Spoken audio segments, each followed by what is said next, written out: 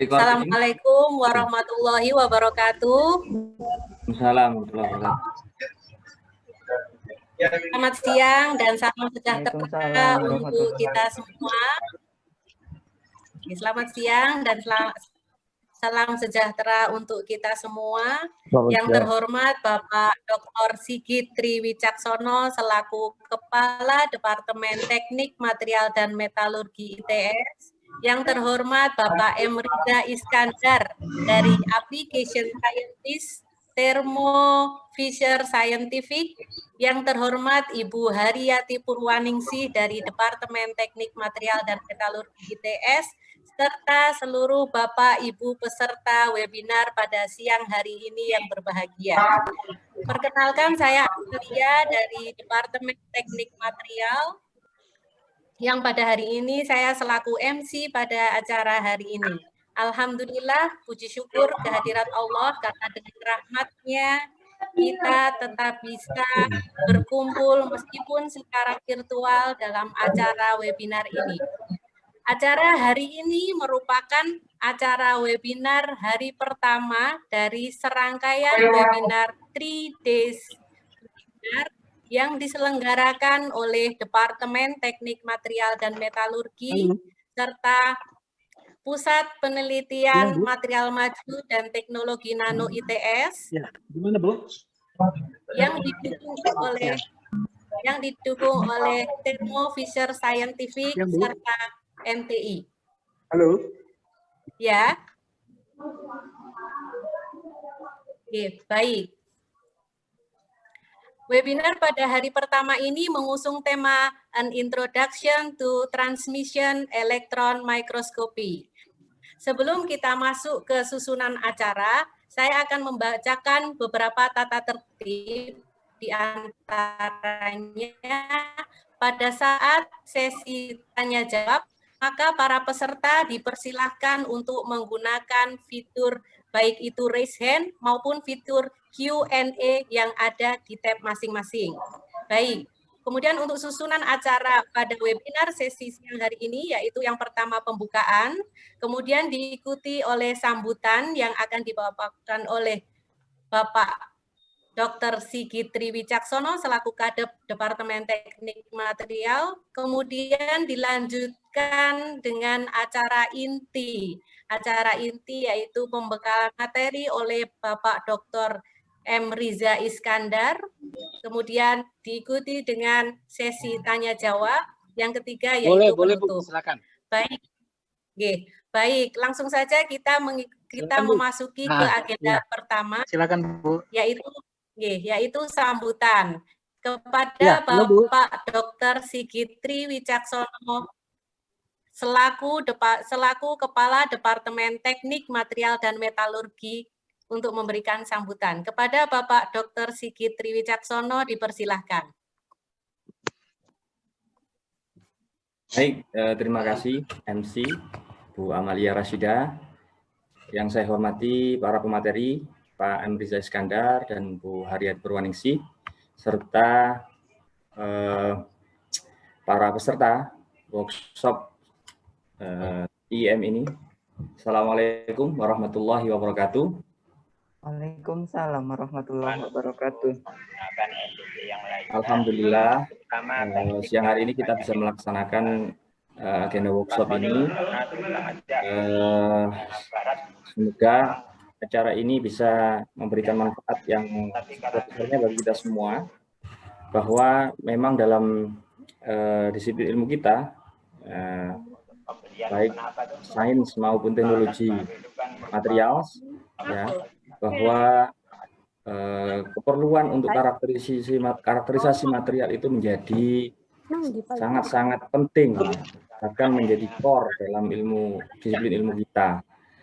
Nah, salah satunya adalah transmission electron microscopy ini sebagai bagian dari karakterisasi material.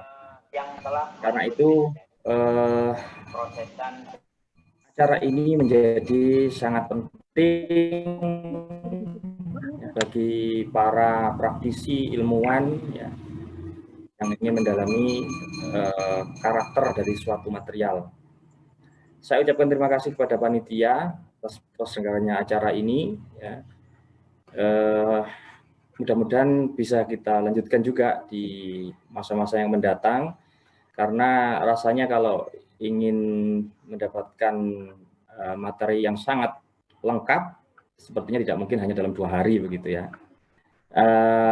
Mudah-mudahan dalam 2 hari ke depan ini kita bisa mendapatkan materi yang cukup ya, dan bisa bermanfaat bagi kita semua. Saya kira itu sambutan dari saya. Semoga sukses buat semuanya. Mohon maaf apabila ada satu hal kekurangan karena keterbatasan satu dan lain hal gitu ya, karena online terutama. Mudah-mudahan bisa lancar semuanya. Saya cukupkan sekian. Assalamualaikum warahmatullahi wabarakatuh. Waalaikumsalam warahmatullahi wabarakatuh. Waalaikumsalam warahmatullahi wabarakatuh. Terima kasih Bapak Dr. Sigit Triwicaksono atas sambutannya. Selanjutnya memasuki acara inti, yaitu pemaparan materi oleh panelis, sekaligus dilanjutkan dengan sesi tanya-jawab yang akan dipandu secara langsung oleh Ibu Haryati Purwaningsih. Kepada Ibu Haryati Purwaningsih, dipersilahkan. Baik, terima kasih Bu Amalia Rosida. Assalamualaikum warahmatullahi wabarakatuh. Selamat siang Ibu Bapak peserta webinar series di bidang karakterisasi material, khususnya TEM. Alhamdulillah, di tengah segala keterbatasan kita, di tengah segala kesulitan yang kita alami bersama, kita masih dipertemukan dalam keadaan sehat dan dalam keadaan produktif. Gitu. Salah satu upaya kita untuk produktif adalah mengikuti kegiatan webinar ini untuk meningkatkan setidaknya pemahaman kita mengenai transmission electron microscope.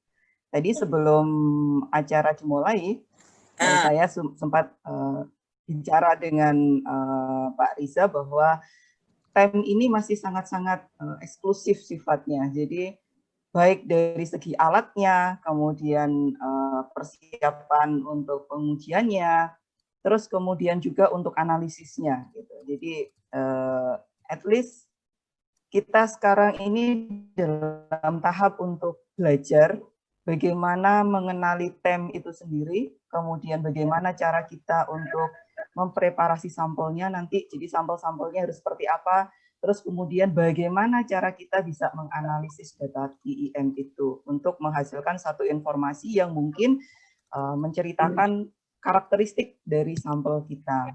Mungkin kalau menggunakan SEM sudah biasa gitu ya, nah ini hal yang khusus. Apakah ITS punya? Alhamdulillah ITS belum punya. Jadi kita belajar dulu, kita kenal dulu, baru kemudian nanti barangkali di antara peserta ini di dalam kegiatannya nanti ada yang berdoa dan mendoakan kami untuk dapat TEM. Alhamdulillah. Nah, mempersingkat waktu, saya akan kenalkan dengan pemateri kita, Bapak Muhammad Riza Iskandar. Saya beberapa kali bergabung dengan diskusi beliau untuk IEM. Jadi Pak Riza ini adalah Material Science Application Scientist dari Thermo Fisher Scientific. Kemudian beliau mendapatkan gelar PhD-nya itu dari RWTH Essen University di Jerman. Terus kemudian sebelum beliau bergabung dengan Thermo Fisher ini, beliau bekerja di Central Facility for Electron Microscopy di universitas beliau mengambil studi sebagai research scientist. Terus kemudian beliau juga bergabung di ONS Ruska Center for Microscopy and Spectroscopy di Zurich, Jerman juga. Terus kemudian ini yang sangat luar biasa dari beliau adalah pengalamannya selama 13 tahun di bidang TEM. Artinya sudah tidak diragukan lagi gitu ya, baik keilmuan ataupun keahlian beliau untuk analisis. Jadi kita akan belajar bersama dengan beliau tentang TEM ini. Pak Riza, sudah siap materinya nih kan? Sudah, Ibu. Oke, Oke, siap. saya coba Saya share ya. persilahkan kepada Pak Riza untuk memulai untuk materi hari pertama pengenalan tentang Transmission Electron Microscope. Saya persilahkan Pak Riza. Baik, terima kasih Ibu Haryati atas perkenalannya. Selamat siang Bapak-Bapak dan Ibu-Ibu. Assalamualaikum warahmatullahi wabarakatuh. Suatu kebahagiaan dan kehormatan bagi saya untuk bisa hadir dalam kegiatan seminar online pada kali ini. Terima kasih saya ucapkan kepada pihak-pihak yang telah bisa membuat acara ini terselenggara dengan baik, yaitu pihak dari MTI, pihak dari ITS Surabaya, juga Departemen Metalurgi dan Material, juga dengan Pusat Nanoscience ITS.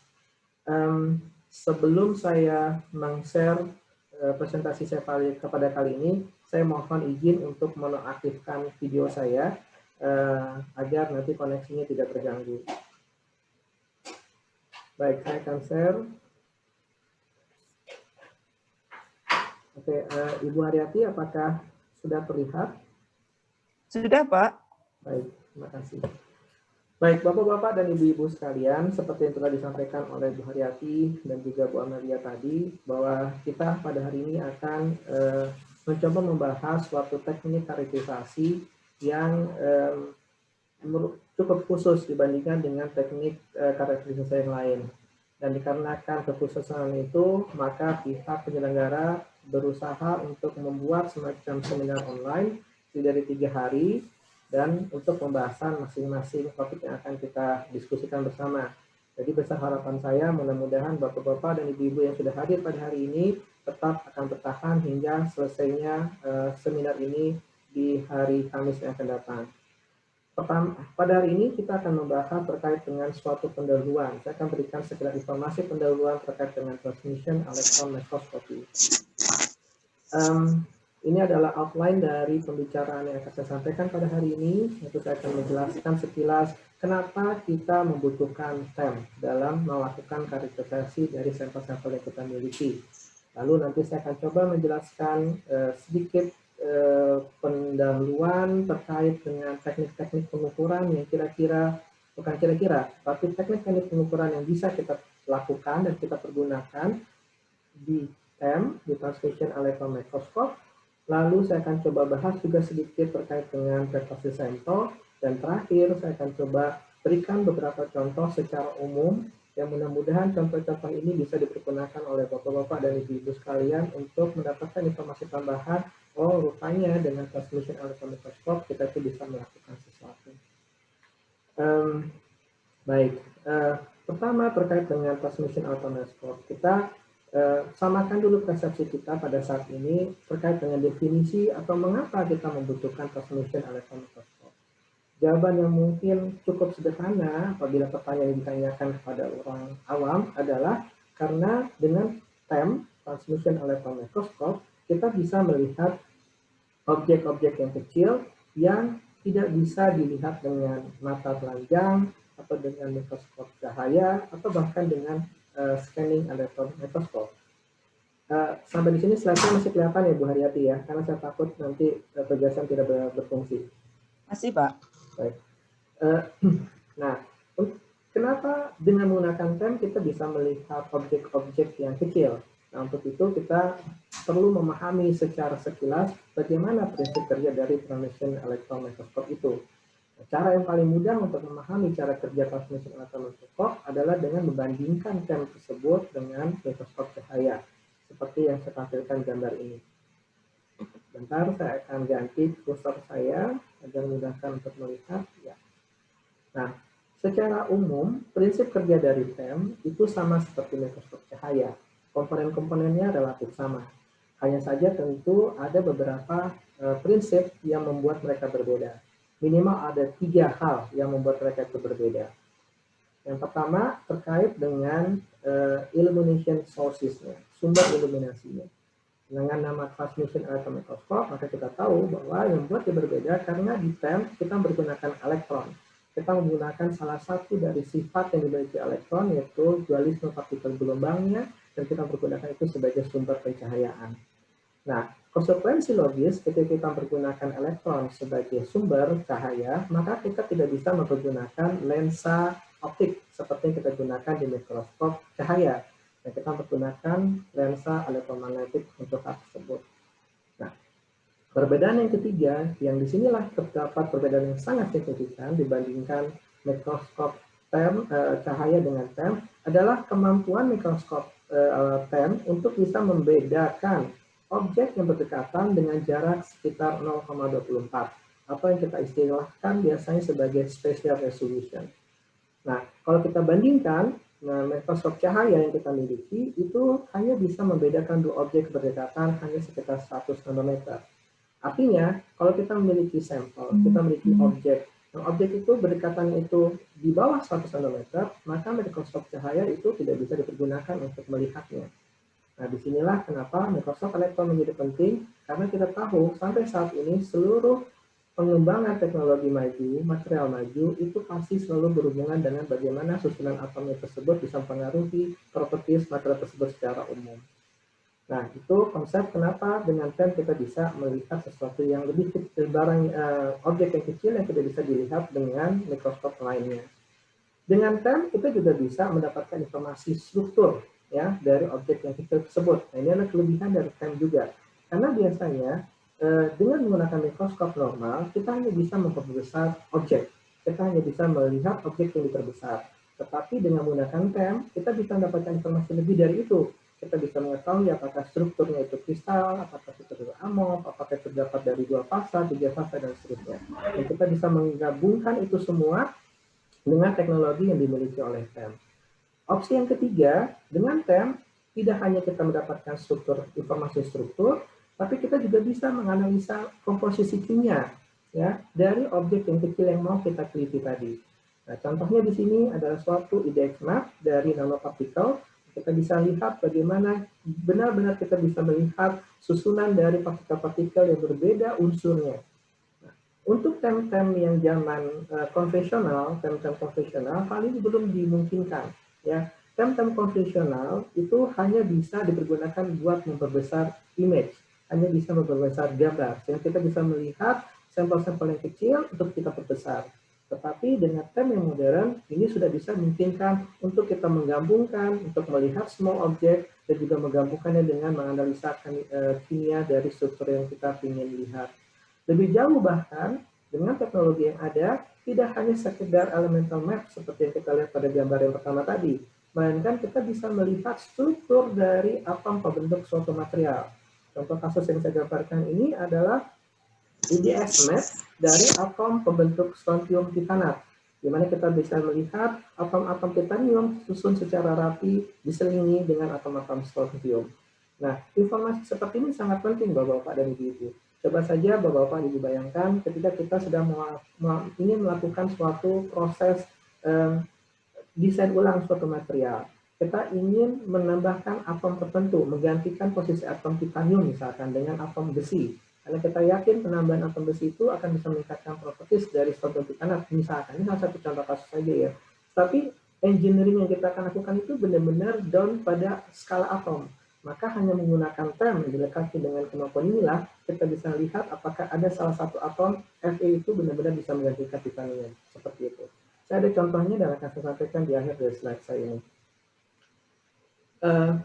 Gambar yang tadi saya sampaikan, bagaimana kita benar-benar bisa melihat struktur atom, baik dari bentuk image maupun dari susunan kimianya, itu hanya dimungkinkan apabila TEM yang kita memiliki itu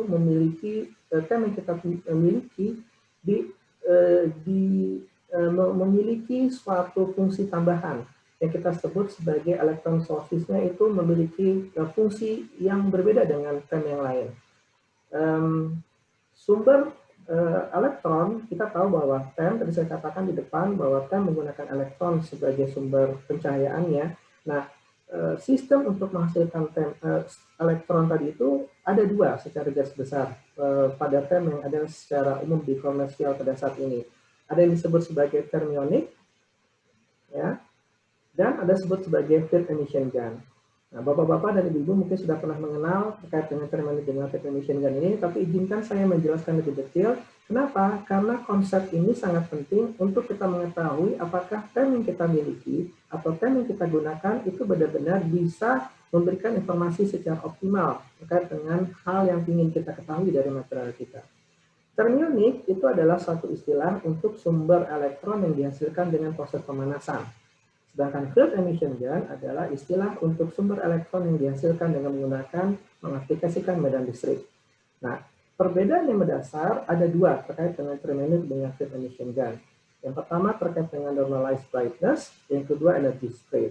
Dua faktor ini sangat penting untuk kita pahami dan kita perhatikan apabila kita akan memberikan sampel kita untuk dianalisa pada sebuah institusi yang memberikan TEM.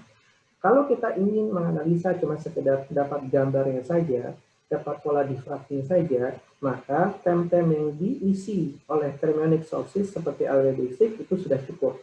Tapi kalau Bapak-Bapak dan Ibu-Ibu ingin melihat lebih detail seperti gambar yang tadi saya sampaikan, maka Bapak-Bapak dan Ibu-Ibu membutuhkan TEM yang memiliki sources sebagai field emission gun seperti ini.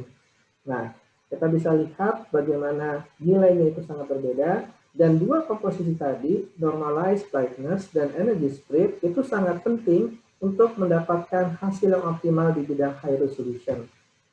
Gambar yang tadi saya sampaikan sekali lagi, bagaimana strontium, anton-strontium, dan atom titanium tersusun secara rapi, dan kita bisa tahu, dan kita bisa benar-benar melihat masing-masing atom kolomnya, itu hanya bisa dihasilkan seandainya TEM kita memiliki komposisi seperti ini. Selanjutnya, izinkan saya memberikan contoh real, contoh di lapangan, ya, buat Bapak-Bapak dan Ibu-Ibu untuk lebih memahami kenapa sih saya terlampau concern terkait dengan electron sources ini. Tadi kita katakan bahwa ketika kita memiliki TEM, kita ingin mendapatkan informasi tidak hanya berdasarkan gambar, tetapi kita ingin mendapatkan informasi struktural, struktur, kita ingin mendapatkan informasi terkait dengan komposisi kimianya.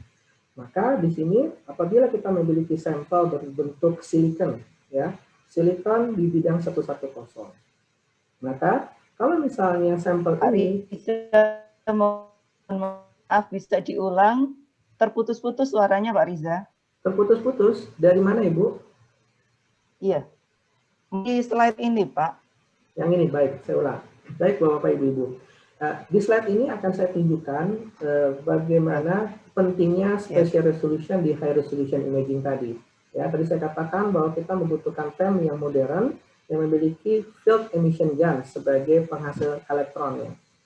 Gambar pertama yang Bapak-Bapak Ibu lihat ini, ya, ini adalah gambar dari susunan atom silikon yang diambil dari bidang kristal 110. Kita bisa melihat dengan jelas bagaimana masing-masing bola ini adalah mewakilkan satu atom kolom dari silikon. Ya. Lalu ketika saya ambil gambar yang lain dengan TEM yang modern, maka saya bisa dapat mendapatkan informasi yang berbeda Bapak-Bapak dan Ibu-Ibu. Rupanya yang tadinya di gambar sebelah kiri kita lihat cuma ada satu kolom, ya, ini satu bunderan, tapi ketika digambar gambar tersebut atau sampel ini dianalisa dengan TEM yang lebih modern dan menggunakan field emission gun, kita bisa melihat dari setiap posisi atom yang satu tadi itu rupanya dia memiliki dua buah atom, ya. Nah, inilah disebut sebagai dumbbell. Ini ciri khas dari atom silikon atau juga atom dari gallium arsenide. Karena untuk bidang 110 mereka akan bisa menimbulkan efek dimiliki satu posisi atom berdekatan diisi oleh dua atom silikon. Nah, ini menunjukkan bagaimana spatial resolution itu penting. Ibu-ibu dan bapak-bapak bisa bayangkan, kalau misalnya bapak-bapak dan ibu-ibu ingin untuk melakukan analisa, melihat secara detail apakah ada atom-atom yang hilang atau ada atom-atom yang tersubstitusi, maka kalau misalnya bapak-bapak dan ibu-ibu hanya menggunakan TEM yang thermionic seperti gambar sebelah kiri, kita tidak bisa melihat atau mendapatkan informasi yang seperti yang tadi saya maksudkan. Tetapi dengan TEM yang modern, yang menggunakan field emission gun, dan kita bisa melihat gambar yang lebih informatif. Nah, TEM Official Scientific, selain kami memproduksi TEM yang secara hardware memang berkualitas, kami juga mengembangkan software. Bapak dan Ibu bisa lihat pada gambar yang terakhir, ini adalah proses imaging proses dari gambar data yang di tengah. Dan sekarang kita bisa melihat dengan jelas ya bagaimana benar-benar atom silikon di bidang 110 itu terlihat 2 atom dibandingkan 1 hanya dari gambar yang pertama. Nah, ini yang saya mau tekankan dulu ibu-ibu dan bapak-bapak, bahwa TEM itu banyak di dunia ini, di institusi banyak, tetapi untuk memiliki TEM yang berkualitas, TEM yang memang hardware-nya itu memang bisa di-push sampai ke limitnya, itu sangat penting. Karena harga TEM yang berkualitas sama TEM yang biasa, ini kalau dalam hitungan harga, itu biasanya memang berbeda. Tetapi ibu dan bapak bisa lihat nanti dalam presentasi saya, mudah-mudahan bagaimana TEM yang berkualitas itu memang benar-benar bisa menjawab mayoritas pertanyaan yang selama ini belum bisa terjawab. Baik, selanjutnya saya akan masuk ke pembahasan kedua. Saya akan terangkan di pembahasan kali ini terkait dengan teknik-teknik yang bisa kita pergunakan apabila kita ingin menganalisa sampel kita dengan menggunakan TEM. Dasar dari teknik-teknik ini adalah yang disebut sebagai interaksi elektron dengan sampel. Di sini kita bisa tahu apabila kita memiliki sampel yang kita tembakkan dengan elektron, maka elektron tersebut akan berinteraksi. Hasil interaksinya bisa menghasilkan sinyal-sinyal. Yang sinyal-sinyal tersebut apabila ditangkap dengan detektor tertentu, dia akan bisa dipergunakan untuk berbagai keperluan. Misalkan bisa dipergunakan sebagai proses imaging, pembentukan gambar, ataupun kalau dia bentuknya dalam bentuk X-ray, spektroskopi, bisa digunakan buat analisa kimia. Sampai di sini suara saya masih putus-putus, Bu Haryati? Jelas, Pak? Jelas, baik. Pak, suaranya nggak jelas lagi, Pak. Yang lain bagaimana? Jelas. Jelas. Oke, baik. Mayoritas masih jelas ya. Berarti mungkin hanya beberapa saja yang suaranya tidak terlalu jelas. Baik, saya lanjutkan ya. Kalau memang tidak jelas langsung dipotong saja ya Bapak-bapak, Ibu-ibu, atau mungkin dari moderatornya. Baik. Nah, dengan interaksi ini kita pahami terjadi interaksi ini akan menghasilkan sinyal-sinyal yang bisa kita pergunakan untuk melakukan karakteristik sampel kita. Nah, salah satu contohnya misalkan dengan proses imaging ya untuk. Mohon maaf, suaranya terputus. Saya mendengar suara Bu Haryati putus-putus. Nampaknya koneksi yang di Bu Haryati ini, Bu. Yang lain tidak apa-apa kan ya? Lancar, Pak, lancar. Suara jelas. Jelas, Oke. Pak. Jelas. Jelas, Oke. ya. Oke, baik. Terima kasih, Pak. Jelas, Pak. Ya. Ya. Baik, saya lanjutkan. Nah, saya ulang saja ya. Jadi, untuk memahami teknik-teknik yang bisa kita pergunakan di TEM untuk mengkarakterisasikan sampel kita, itu kita mesti memahami suatu konsep yang sangat dasar, yaitu interaksi elektron dengan sampel. Kita ketahui ketika elektron kita kenakan dengan sampel, maka interaksinya akan menghasilkan sinyal. Nah, sinyal-sinyal ini apabila kita tangkap dengan detektor, maka kita bisa pergunakan, bisa sebagai buat proses imaging, penghasilan gambar, atau mungkin bisa kita pergunakan untuk melakukan analisa kimia. Ya.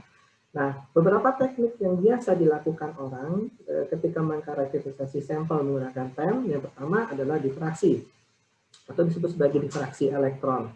Difraksi ini dibuat atau dibentuk dengan memanfaatkan elektron yang sudah menembus sampel, kemudian dia terbelokkan. Terbelokkan. Yang kita istilahkan sebagai elastic scattering di bagian bawah ini. Ya, ini. Maka, semua elektron yang mengalami scattering secara elastik, itu bisa kita pergunakan untuk menghasilkan pola difraksi. Nah, bagaimana analisanya? Saya akan bahaskan sedikit nanti di slide berikutnya. Lalu, elektron yang lain yang dia tidak terscatter, yang tidak terdifraksi, melainkan yang jatuh langsung tembus kepada sampel. Ya, sebagian mereka tembus sebagai sampel, sebagian juga terscattering secara elastik, maka kita bisa pergunakan itu untuk analisa dalam bentuk gambar. Ya, atau istilahnya di sini sebagai bright and dark imaging. Lalu kita juga bisa menggunakan TEM untuk analisa high resolution imaging. Ya, sebetulnya di sini ada suatu powerfulnya TEM. Kenapa? Karena kita tahu dengan menggunakan TEM kita bisa bawa peralatan tersebut untuk pembesaran hingga sampai 1,4 juta kali pembesaran. Artinya dengan itu kita benar-benar bisa melihat semua informasi yang memang kita inginkan sampai kepada skala atom. Lalu kita juga bisa mempergunakan sinyal-sinyal dari yang dihasilkan oleh interaksi elektron dengan sampel kita dalam pembuatan aplikasi dalam bentuk STEM imaging. STEM imaging ini singkatan dari scanning TM. Ini pada prinsipnya adalah kita mencoba mengaplikasikan proses scanning pada SEM, tapi kita aplikasikan pada TM. Selanjutnya kita mempergunakan sinyal-sinyal yang berupa spektroskopi. Ya, kita sudah kenal, kita bisa melakukan analisa IDX di TEM, atau kita menggunakan analisa yang disebut sebagai electron energy loss spectroscopy, yaitu mempergunakan elektron-elektron yang setelah dia melewati sampel kita, dia kehilangan energi bagian di sini. Maka kita bisa memanfaatkan itu, yang prinsip kerjanya mirip seperti XPS. Dan selanjutnya kita bisa pula menggunakan teknik tomografi, ya, seperti ada di CT scan. Kita bisa membuat 3D imaging dengan menggunakan TEM. Itu juga memungkinkan untuk saat sekarang. Nah, teknik-teknik ini yang akan saya coba bahas secara ringkas kepada Bapak-Bapak dan Ibu-Ibu, yang mudah-mudahan bisa memberikan informasi, oh rupanya memang kita bisa melakukan banyak sekali analisa karakterisasi dengan menggunakan TEM. Baik, saya akan mulai dengan difraksi di TEM. Untuk memahami proses difraksi di TEM, izinkan saya untuk membandingkan difraksi di TEM itu dengan proses difraksi yang sudah sangat umum kita pahami, yaitu X-ray diffraction. Bapak-bapak dan ibu-ibu sekalian, ketika menganalisa hasil pola difraksi dari X-ray, biasanya kita mempergunakan posisi dari peak yang kita temukan dengan intensitasnya. Ya. Nah, inilah satu yang berbeda sebetulnya dibandingkan dengan difraksi di elektron. Nah, karena pola difraksi di elektron itu dihasilkan dengan proses yang sangat-sangat kompleks, proses kinematik dan juga dinamik itu terjadi dalam proses pembuatan pola difraksi di elektron, maka hingga sampai saat sekarang masih belum bisa dipastikan kita bisa mendefinisikan intensitas dari masing-masing pola difraksi tersebut. Maka dalam difraksi elektron yang kita lakukan, kita hanya untuk menganalisa pola difraksi elektron, kita hanya mengukur jarak antara difraksi spot dari elektron ke difraksi dengan titik pusatnya saja. Nah, itu kenapa saya sebut di sini untuk analisa elektron difraksi itu hanya diperlihatkan posisi refleksinya saja. Nah, di satu sisi ini sebetulnya menjadi pekerjaan jauh lebih mudah karena kita tidak perlu memperhitungkan intensitas, tetapi di sisi yang lain kadangkala mendefinisikan posisi itu juga tidak mudah. Ya, saya akan bahas nanti seandainya masih ada waktu terkait dengan konteks ini. Lalu perbedaan yang kedua itu terkait dengan penggunaan panjang gelombang apabila kita ingin menganalisa single kristal. Bapak-bapak dan ibu-ibu mungkin sudah paham bagaimana proses ketika kita ingin menganalisa sampel yang terdiri dari single kristal dengan menggunakan X-ray. Kita membutuhkan panjang gelombang yang berbeda-beda. Kalau tidak, maka bidang kristal atau refleksi yang dihasilkan dari pola X-ray itu hanya merupakan pengulangan dari bidang kristal tertentu. Nah, hal ini tidak terjadi di pola di difraksi elektron. Kenapa? Seperti bapak-bapak dan ibu-ibu bisa lihat ya di gambar yang saya tanda ini, bapak ibu-ibu, ini adalah salah satu contoh dari pola difraksi yang diambil dari single kristal. Bapak-bapak, ibu-ibu bisa lihat bahwa setiap refleksi di sini merupakan representatif dari masing-masing bidang kristal yang dimiliki oleh material ini. Lalu perbedaan yang ketiga antara X-ray dengan elektron difraksi adalah dari proses pengambilan datanya. Kalau X-ray kita sudah paham betul bahwa untuk menghasilkan pola difraksi X-ray yang bagus, itu kita butuh waktu bermenit-menit atau bahkan sampai berjam-jam, tergantung dari tingkat ketelitiannya. Tetapi untuk difraksi elektron, proses pengambilan datanya itu hanya kurang dari 1 detik dan kita bisa dapatkan semua informasi yang kita inginkan. Ada 3 faktor yang ingin saya tambahkan di sini. Bagaimana keunggulan difraksi elektron dibandingkan X-ray secara umum. Pertama, elektron itu sudah kita pahami, dia memiliki panjang gelombang yang lebih pendek dibandingkan dengan X-ray. Apa fungsinya? Kalau bapak-bapak dan ibu-ibu memiliki suatu struktur yang dia itu sangat kompleks dan memiliki puncak yang banyak di sudut rendah. X-ray konvensional itu susah untuk melakukan analisanya. Memang ada X-ray tertentu yang bisa menganalisa seperti itu ya, tapi secara umum itu akan susah. Tetapi dengan menggunakan difraksi elektron, kita bisa mendapatkan refleksi sedetil apapun, sekecil apapun apabila kita ingin menganalisanya. Itu dikarenakan elektron memiliki panjang gelombang yang lebih pendek dibandingkan X-ray. Keuntungan yang kedua, elektron itu terscatter lebih kuat dibandingkan dengan X-ray. Konsekuensi dari kelebihan ini adalah bahwa dari pola difraksi, kita bisa langsung melihat apakah sampel kita memiliki misalkan cacat internal. Contoh kasus saya kasih, misalkan seperti ini. Seandainya pola difraksi saya single crystal seperti ini. Tapi saya kemudian mendapatkan ada 2 titik ya untuk di masing-masing pola difraksi seperti ini. Ya, yang kita istilahkan sebagai refleksi satelit. Maka kita bisa tahu dari situ saja langsung bahwa sampel kita di daerah kita ambil pola difraksi ini mengandung yang disebut sebagai twinning. Atau misalkan di pola difraksi saya menemukan ada semacam garis tipis ya yang menghubungkan antara satu refleksi utama dengan refleksi utama yang lain. Jadi seperti ini. Maka saya bisa tahu dari daerah yang saya ambil itu, maka daerah tersebut mengandung cacat yang disebut sebagai stacking fault. Nah, hal-hal seperti ini mungkin untuk di pola difraksi, X-ray difraksi, membutuhkan proses tambahan untuk bisa mengetahuinya. Tetapi karena difraksi elektron pada prinsipnya adalah image, ya, maka kita benar-benar bisa langsung melihat kondisi-kondisi tersebut.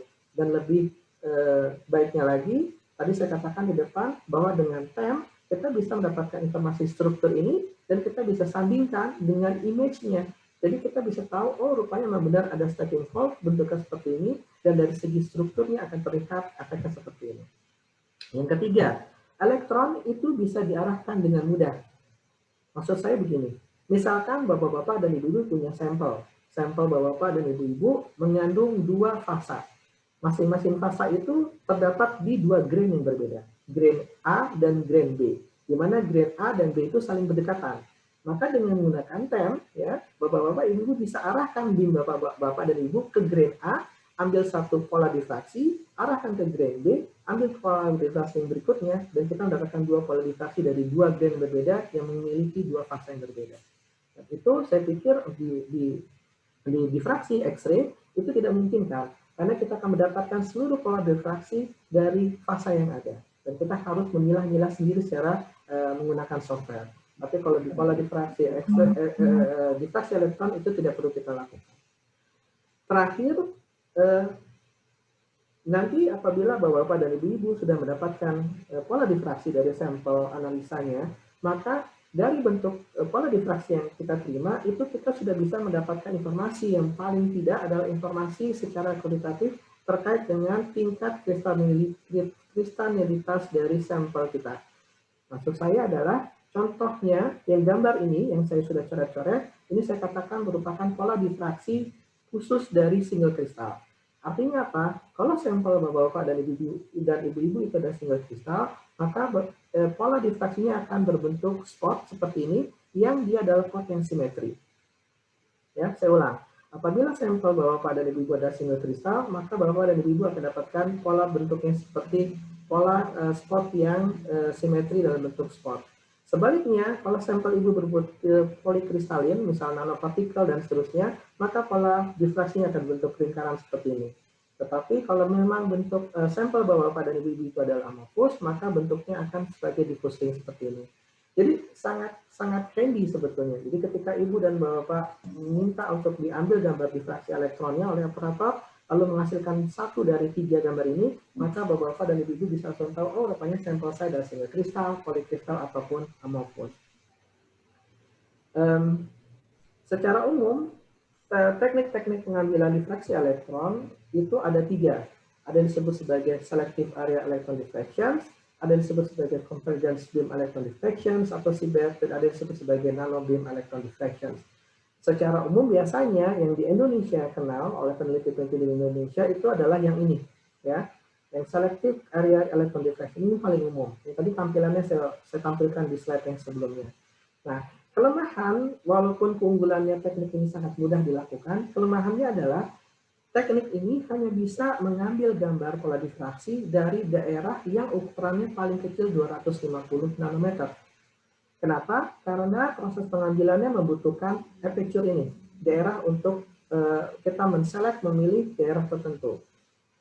Nah, artinya apa? Kalau Bapak-Bapak dan Ibu-Ibu risetnya terkait dengan nanopartikel, lalu partikel-partikel tersebut ukurannya di bawah 250 nanometer, dan Bapak-Bapak dan Ibu-Ibu ingin menganalisa untuk masing-masing partikelnya, maka SAED ini tidak bisa digunakan.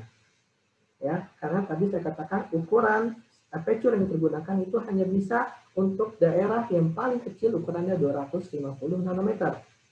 Sebaliknya, kalau misalnya memang Bapak-Bapak dan Ibu sampelnya itu sekitar 100 nanometer, maka alternatifnya menggunakan teknik yang kedua yang disebut sebagai convergence beam electron diffraction. Yang ini, yang CBED. Dengan menggunakan convergence beam electron diffraction, kita bisa memfokus beam kita dan menganalisa daerah-daerah yang ukurannya sampai 100 nanometer. Ya. Nah, yang ketiga, tetapi kadangkala di zaman maju sekarang yang dimana semua material itu kita coba push dalam ukuran di bawah 10 nanometer, bisa jadi convergence beam electron diffraction ini juga tidak bisa menyelesaikan permasalahan. Maka kita memiliki teknik yang ketiga yang disebut sebagai nano beam electron diffraction, di mana dengan teknik ini kita benar-benar bisa mendapatkan pola difraksi dari single partikel yang ukurannya maksimal 2 nanometer. Jadi kalau Bapak, Ibu-Ibu mungkin ada yang bekerja di bidang katalis, ya, kita tahu di katalis itu tekniknya adalah bagaimana caranya kita mensubstitusi, menambahkan logam-logam mulia, ya, misalnya platinum, palladium, dan seterusnya. Nah, kalau kita ingin mengidentifikasi fase yang muncul setelah penambahan tersebut, kita ingin tahu apakah logam mulia kita itu benar-benar bisa inert, ya, tidak bereaksi, ya, karena ada dalam satu kasus misalkan karena konsentrasinya yang kurang baik ataupun seterusnya, maka akan bereaksi. Nah, kita butuh mengidentifikasi secara untuk single nanopartikel tadi, maka tidak ada cara yang lain yang bisa kita gunakan dengan menggunakan nano beam electron diffraction ini. Hanya saja Bapak-Bapak dan Ibu-Ibu, di antara tiga teknik ini, jujur memang saya katakan teknik yang pertama ini yang paling mudah dan paling umum dilakukan. Teknik kedua ini bisa dipergunakan, dilakukan oleh semua jenis stem. Hanya saja cara penggunaannya cukup komplikated, ya, makanya membuat operator itu rata-rata tidak mau melakukannya. Sedangkan buat yang ketiga ini membutuhkan TEM yang modern, yaitu TEM yang memiliki fasilitas teknik STEM dan juga memiliki field emission gun yang tadi saya singgung di subbab pertama tadi.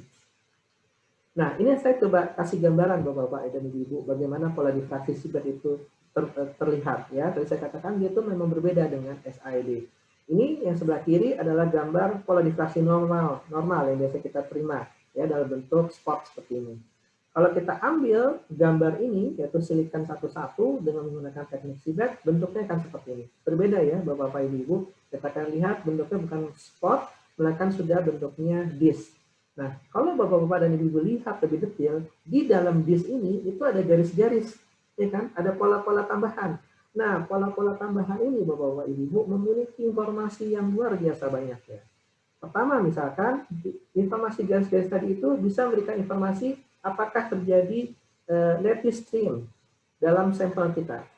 Mungkin buat Bapak dan Ibu-Ibu yang bekerja di bidang baja atau pengelasan, ya, kita tahu dalam proses pengelasan itu akan ada daerah yang kita tahu sebut sebagai heat affected zone atau HAZ. Nah, di daerah tersebut sangat rentan memiliki internal stress yang akan sangat berpengaruh dalam produk yang akan dihasilkan. Nah, dengan teknologi CBED ini kita bisa mengukur lattice strain secara precise untuk dalam skala atom tadi. Ya, itu tidak bisa dilakukan dengan teknik yang lain. Ini bisa kita gabungkan, kita kombinasikan dengan residual stress yang kita gunakan dalam menggunakan X-ray. Ya, hanya saja X-ray kan sifatnya makroskopis. Nah, dengan ini kita benar-benar bisa bandingkan daerah tertentu yang kita lihat dan kita bisa mengukur internal stress di dalamnya. Atau menggunakan CBED kita bisa melihat valence electron distribution. Ya, jadi informasi dari CBED ini sangat banyak, luar biasa banyaknya dibandingkan dengan difraksi normal yang biasa kita lakukan. Hanya saja saya tekankan sekali lagi, untuk mendapatkan pola difraksi CBED itu memang tidak semudah SAED. Makanya kenapa operator itu rata-rata tidak mau melakukannya. Baik, lalu teknik difraksi yang ketiga itu terkait dengan nano beam electron diffraction tadi tersebut, ya. Ini sangat powerful seandainya Bapak-Bapak dan Ibu tadi ingin menganalisa nanokristal. Ini contohnya ada nanokristal magnetite, ya, Fe3O4. Apa yang terjadi? sebetulnya ini adalah kumpulan dari nanopartikel magnetite tadi, yang satu kotak ini.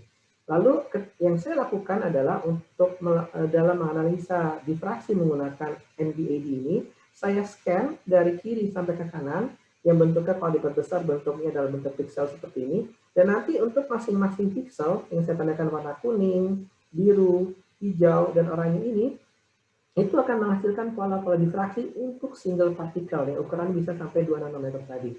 Dan single partikel tadi bisa kita analisa dan kita dapatkan fasanya apa dan juga bahkan sampai bidang kristalnya apa. Nah, jadi Bapak-Bapak dan Ibu bisa bayangkan nanti bagaimana sebetulnya powerful dari teknik NBHP ini, ya, nano beam electron diffraction. Hanya sekali lagi saya katakan, untuk bisa melakukan teknik ini, sayangnya tidak semua TEM bisa dipergunakan. Hanya TEM-TEM yang memiliki fungsi dari STEM dan juga dilengkapi dengan third emission gun tadi yang bisa melakukan. Tapi Bapak-Bapak dan Ibu bisa lihat bagaimana keunggulan dari teknik ini. Baik,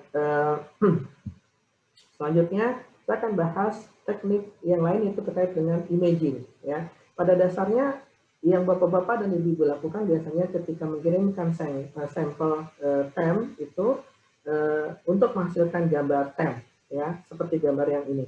Nah, ini sebetulnya kita istilahkan sebagai bright field image. Nah, bright field image ini diambil, diproses dengan memanfaatkan elektron yang tidak terdifraksikan. Ya. Nah, tapi sebetulnya Bapak-Bapak dan Ibu ada teknik imaging lain. Mungkin Bapak-Bapak dan Ibu belum aware terhadap ini, yaitu disebut dengan teknik imaging dark field image. Apa itu? Teknik dark field itu adalah dengan memanfaatkan elektron yang sudah terdifraksi. Ya, jadi saya akan pilih elektron dari pola difraksi seperti ini untuk menghasilkan gambar yang sebelah kanan. Apa arti dari gambar ini? Gambar ini menunjukkan bahwa seluruh bidang yang berwarna terang, bidang yang ini, dan ini, itu memiliki orientasi kristal yang sama. Kenapa? Karena dia diambil dari bidang kristal, orientasi bidang dari difraksi elektron ini. Nah, ini sangat powerful juga teknik ini. Kenapa? Coba Ibu dan bayangkan kalau misalnya Bapak-Bapak dan Ibu memiliki nanopartikel. Selama ini Bapak-Bapak dan Ibu kirimkan sampel nanopartikel itu untuk melihat morfologinya, ingin tahu ukurannya seperti apa, ya kan? Tetapi kemudian dengan kita manfaatkan teknik dark field image ini, kita bisa lihat apakah partikel-partikel yang Ibu sintesa itu terdistribusi pada bidang kristal tertentu. Kalau misalkan bidang 110, maka nanti warnanya akan terang semua ketika kita pilih bidang tersebut. Jadi tidak hanya sekedar gambar, kita juga mendapatkan informasi kristalografinya lebih detail. Contohnya seperti ini, mungkin untuk lebih mudah dipahami. Ini adalah contoh sampel dari aluminium alloys. Ya. Di aluminium alloys ini, setelah proses quenching sama aging, kita bisa mendapatkan presipitasi eta. Ya. Itu adalah yang gambar yang gelap-gelap ini, ya, di atas matriks aluminium. Nah, pola difraksinya itu menampilkan tampilan seperti ini, bahwa kita bisa melihat refleksi yang dimiliki oleh aluminium atau matriksnya dengan yang saya tandai dengan warna merah, dan juga refleksi yang dimiliki oleh presipitasi yang saya tandai dengan warna hijau perwakilannya. Jadi ini sepanjang ini adalah punyanya presipitasi, sepanjang ini punyanya si matriks aluminium.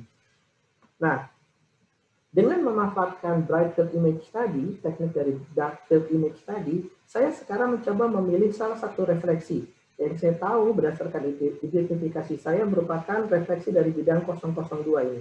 Ya, jadi saya taruh aperture saya di daerah refleksi ini. Apa yang kejadian? Maka saya bisa mendapatkan gambar seperti ini. Maka saya bisa tahu bahwa dari seluruh presipitasi ini hanya ada beberapa yang dia terdiskusi di bidang 002. Mayoritas dari presipitasi ini terorientasi di bidang 002. Nah, seandainya saya pindahkan, ya, saya pilih sekarang bukan yang bagian sini, tapi melainkan adalah refleksi yang berikutnya, maka warna ini, fungsi keterangan ini akan berbeda. Yang tadi terang, dia akan menjadi gelap kembali, sedangkan di bagian daerah yang tadi masih gelap, sekarang akan menjadi terang.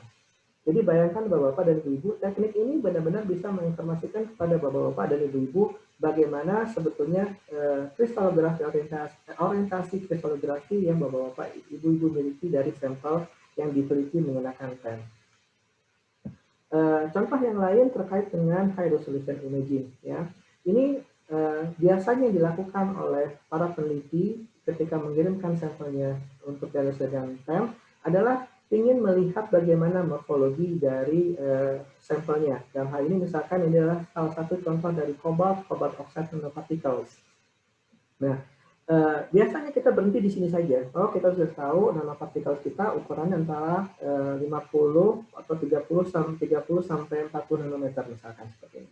Nah, padahal TEM itu mampu untuk di-push sehingga kita bisa melihat struktur lebih detail dari satu single partikel ini. Misalkan daerah ini ya, ini kalau di zoom in tampilannya akan seperti ini. Dan kita bisa melihat bagaimana susunan atom tersusun secara rapi dari satu single cobalt nanopartikel. Bahkan dengan menggunakan teknik yang disebut sebagai fast Fourier transform, kita bisa mengukur jarak masing-masing refleksi ini, ya. Dan dari informasi itu kita bisa mengidentifikasi single partikel ini apakah itu benar terdiri atau terbuat dari kobalt atau bukan. Ya, ini adalah satu teknik yang sebetulnya mesti kita pergunakan ketika kita memiliki sampel dan kita ingin analisa di TEM. Tidak hanya sekedar bright field image atau diffract saja, tapi kita bisa push sampai ke high resolution imaging. Baik Bapak Ibu, masih setengah jalan, mudah-mudahan masih semangat ya. Selanjutnya adalah teknik berikutnya scanning transmission electron microscopy. Saya sudah sempat singgung di awal. Ini adalah bagaimana kita modifikasi SEM, ya, teknik SEM, dan kita pergunakan di TEM. Di SEM kita tahu bahwa kita melakukan proses analisa menggunakan proses scanning. Ya, kita scan dari kiri ke kanan dan seterusnya untuk spesimen kita. Kita lakukan hal yang sama di TEM, lalu nanti datanya itu kita akan tangkap dengan detektor, berbagai jenis detektor yang ada di bawah sampel kita. Maka artinya dengan menggunakan teknik scanning TEM ini, kita bisa mendapatkan banyak sekali informasi dalam sekali pengambilan gambar. Ya, saya ulang, perbedaan antara teknik STEM dengan conventional TEM, yang tadi kita sudah bahas sebelumnya, bright field, dark field, dengan proses STEM, itu dengan sekali pengambilan gambar, kita bisa mendapatkan banyak sekali jenis gambar yang bisa kita analisa. Saya akan berikan contohnya di slide berikutnya. Lalu keunggulan yang kedua dengan menggunakan STEM adalah hasil yang kita terima, ya, itu bisa kita gabungkan dengan teknologi, dengan analisa-analisa spektroskopi seperti IDS ataupun sebagai IRS. Ya, ini suatu teknik yang sangat powerful sekali karena kita benar-benar bisa mendeteksi informasi dalam konteks lokal. Contohnya seperti ini Bapak-bapak dan Ibu-ibu. Ini adalah contoh gambar STEM yang diambil dari 3 detektor berbeda. Nah, detektor seperti ini merupakan detektor yang standar yang ada di semua sistem STEM. Ya. Nah, kita bisa melihat data pertama itu diambil dari detektor yang disebut sebagai, halo? Oke. Ada detektor yang kita sebut sebagai HADF. HADF ini singkatan dari High Angle Angular Dark Field. Pada prinsipnya, informasi yang kita lihat di sini mirip seperti informasi yang kita ambil dari gambar BSE di SEM, Back Scattering Electron. Artinya apa? Kontras dihasilkan dari unsur yang memiliki nomor atom yang tinggi. Sebaliknya, ketika dia itu warnanya lebih gelap, artinya memiliki unsur dengan nomor atom yang lebih rendah. Lalu, detektor yang kedua adalah angular dark field. Ini prinsip dasarnya gambar dihasilkan oleh difraksi elektron, difraksi kristal. Artinya, gambar-gambar yang berwarna hitam itu dihasilkan dari bidang-bidang kristal yang terdifraksi secara lebih kuat. Maka gambar-gambar yang terang itu dihasilkan dari bidang-bidang kristal yang tidak terdifraksi, ya, atau sangat rendah difraksinya. Lalu bright field ini kurang lebih mirip seperti bright field imaging normal, maka kontras di sini dihasilkan dalam konteks mass,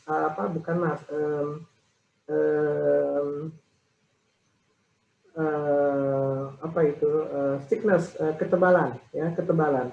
Maka kita bisa melihat ketika daerah-daerah itu terang, maka kita tahu pada daerah tersebut itu lebih tipis dibandingkan daerah-daerah yang lebih gelap. Nah, cara ngebaca gambar ini, Bapak-bapak dan Ibu, misalkan Bapak Ibu-ibu ada sampel diambil dengan gambar STEM, ya, lalu mengambil data HADF dengan ADF dengan bright field. Maka untuk grain yang ini misalkan yang saya silang, maka saya bisa melihat berdasarkan informasi dari HADF, maka di daerah grain yang saya silang ini dia memiliki unsur yang lebih berat dibandingkan dengan daerah yang ini. Dan unsur yang lebih berat ini, grain yang memiliki unsur yang lebih berat ini, dia terdistraksi lebih rendah dibandingkan dengan daerah yang lain, karena dia lebih gerak di ADF. Dan sebaliknya, dia lebih tebal atau memiliki konsentrasi massa jenis lebih berat dibandingkan dengan daerah yang lebih terang. Ya, jadi Bapak dan Ibu bisa perhatikan di sini, bisa dilihat bagaimana teknik STEM itu dengan detektor yang berbeda kita bisa mendapatkan informasi yang cepat ya dalam sekali pengambilan gambar. Contoh yang lain Bapak-bapak Ibu-ibu bagaimana STEM image itu lebih powerful dibandingkan konvensional TM adalah seperti tadi disebut bahwa STEM ADF itu dia sensitif dengan Z yang artinya sekali lagi saya tekankan di sini higher Z atau yang memiliki nomor atom lebih tinggi akan terlihat lebih terang dibandingkan yang nomor atomnya lebih rendah. Ini ada contoh dari nanopartikel kadmium cerium. Kita tahu CDSE ini dia adalah nanopartikel yang memiliki atom berat, ya kan?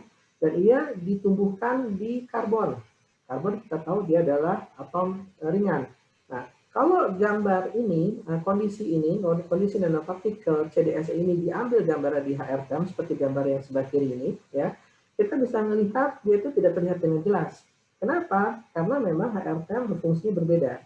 Tetapi ketika kita diambil gambar ini menggunakan STEM HDF, kita bisa melihat sekarang bagaimana nanopartikel itu terlihat dengan lebih jelas. Ini memanfaatkan Z kontras tadi. Nah, keunggulan yang lain dengan STEM, kita benar-benar bisa menganalisa, mendapatkan spatial resolution hingga di bawah 1 nanometer. Lalu, STEM HDF, kita bisa juga komunikasikan Bapak-bapak dan Ibu dengan IDX, dengan spektroskopi. Ini salah satu contoh kasusnya. Misalkan kita memiliki sampel keramik SiAlOn, ya. Lalu kita tegarai, kita asumsikan mungkin ada secondary phase yang terbentuk di antara di daerah grain boundary ini, ya. Dan kita sudah tahu bahwa di grain boundary ini ukurannya hanya 2 nanometer.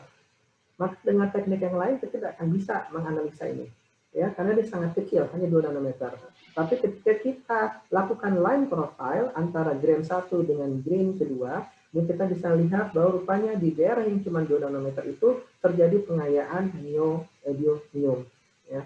Nah, teknologi ini hanya bisa kita dapat saat kita mencoba mengkombinasikan high resolution STEM HDF dengan IDS line scan. Nah, contoh terakhir terkait dengan teknik, ya, sebelum saya masuk ke contoh-contoh, adalah bahwa dengan EELS, ada yang disebut dengan istilahnya EELS, Electron Energy Loss Spectroscopy. Tadi saya sempat singgung, prinsip kerjanya adalah mirip sebagai XPS, dia bisa mendeteksi unsur-unsur ringan, dan kita juga bisa melihat bagaimana ikatan yang kita terjadi dari sampel kita.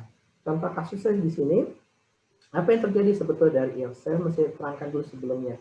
Jadi EELS itu terjadi ketika ada elektron, dia mengenai sampel kita, lalu tembus, maka nanti elektron-elektron yang tembus di sini itu akan kehilangan energi. Nah, masing-masing unsur memiliki energi kehilangan yang berbeda-beda. Misalkan oksigen dia akan kehilangan energi sebesar 532 elektron volt. Besi dia akan kehilangan energi sebesar 780 elektron volt. Ya. Lalu dengan menggunakan sistem tambahan yang disebut sebagai filter di sini, kita bisa menangkap unsur-unsur tadi berdasarkan energi hilangnya.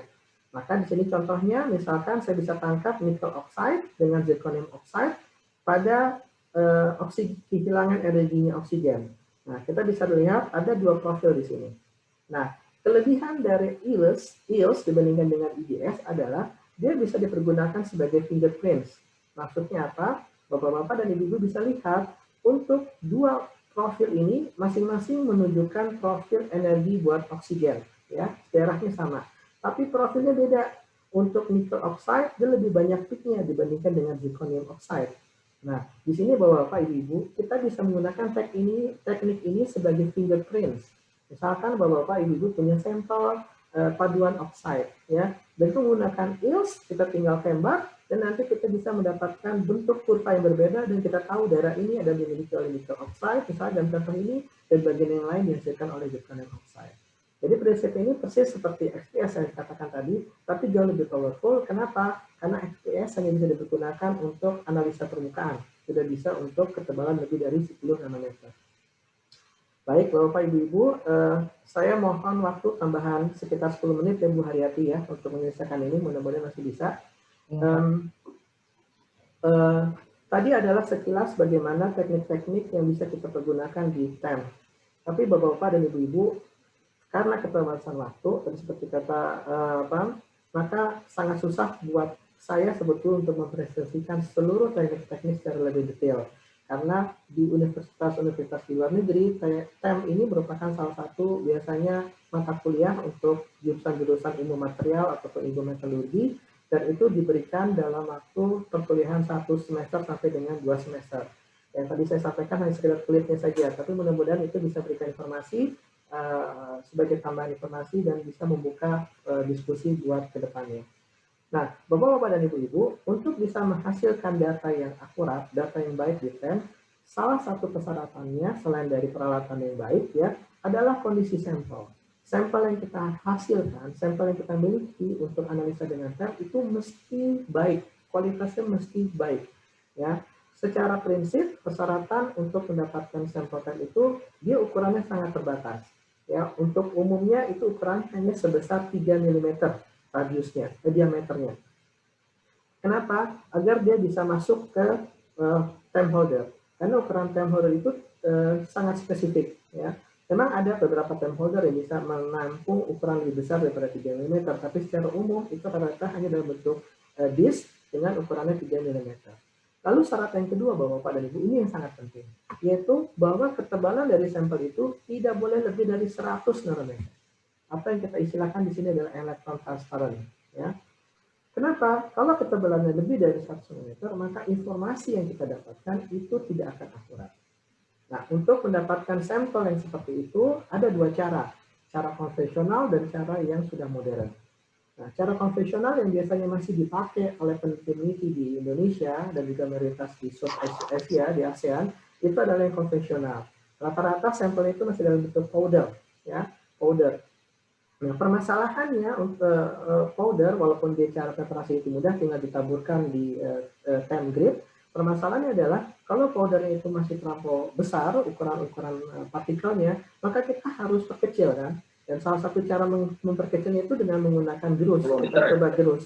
Nah, tetapi permasalahannya Bapak-Bapak dan Ibu-Ibu, banyak sekali bukti yang sudah ada di lapangan bahwa ketika kita gerus, kita berikan perlakuan mekanik, itu merubah struktur dan juga properties dari partikel tersebut. Maka Bapak-Bapak dan Ibu mesti hati-hati untuk kedepannya ketika melakukan proses physical mekanik tadi, pastikan bahwa sampel Bapak-Bapak dan Ibu tidak akan berubah dengan proses penggerusan tadi. Nah, kalau misalnya sampel Bapak-Bapak dan Ibu-Ibu itu bentuknya adalah bulk, ya, proses preparasinya akan menjadi jauh lebih kompleks. Kenapa? Karena sampel tersebut mesti dipotong lebih kecil, ya, lalu mesti di green, ditipiskan dengan menggunakan dimple atau menggunakan dengan argon dan seterusnya, sampai menghasilkan sampel yang kira-kira bisa dipergunakan untuk analisa TEM. Nah, proses itu dari awal sampai akhir, ya, itu butuh waktu, bisa harian, ya, bisa berhari-hari, bisa mingguan, atau bahkan bisa ada sampai bulanan. Nah, apabila operator itu tidak mumpuni, tidak berpengalaman, bisa jadi setelah 1 bulan menghasilkan 1 sampel, ya, yang ukuran 3 mm, tapi ketika dimasukkan ke TEM tidak bisa dipergunakan. Kenapa? Karena sampelnya masih ketebalan. Ya, bayangkan 1 bulan kita sudah investasi, tapi hasilnya tidak ada. Maka untuk saat sekarang orang sudah mulai berpindah, sudah tidak terlalu banyak orang sebetulnya melakukan preparasi secara manual. Mereka menggunakan preparasi secara modern, secara otomatis yang disebut sebagai fokus ion beam. Ya. Fokus ion beam ini Bapak-Bapak dan Ibu memiliki minimal 2 keunggulan dibandingkan konvensional. Keunggulan pertama adalah kita bisa memilih daerah yang mau kita preparasi. Misalkan ini sampel saya, ya. Lalu yang mau saya teliti adalah suatu daerah yang memiliki grain. Dan saya ingin melihat di grain ini apakah ada presipitasi di sana. Maka saya bisa benar-benar memilih, saya scan, ya, saya cari daerah yang saya inginkan tadi itu. Mungkin sebelumnya saya bisa IDX dulu, ya, sehingga menghasilkan data yang lebih akurat. Lalu saya tinggal pilih daerah sini untuk saya preparasi. Ya, maka akan saya potong, saya grill ya, daerah atas bawah dan seterusnya, sehingga akan menghasilkan lamela seperti ini.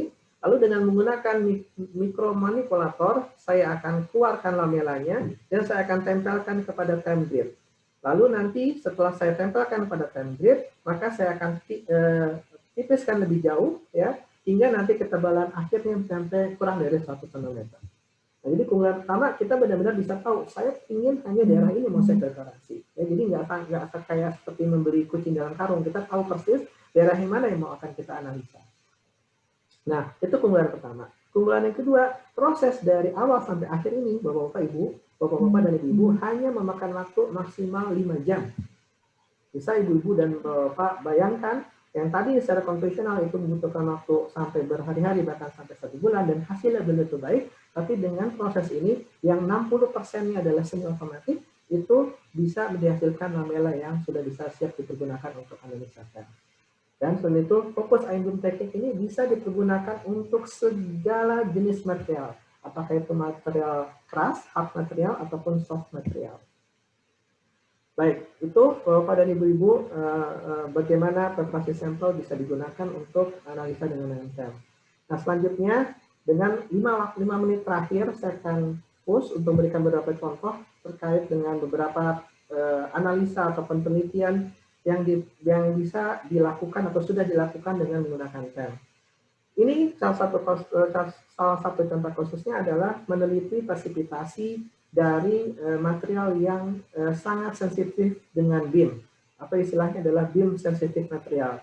Artinya apa? Ketika dia dikenakan elektron beam, itu dalam waktu singkat atau tidak lama itu dia akan hancur. Ya, ini biasanya soft material atau beberapa material seperti ini.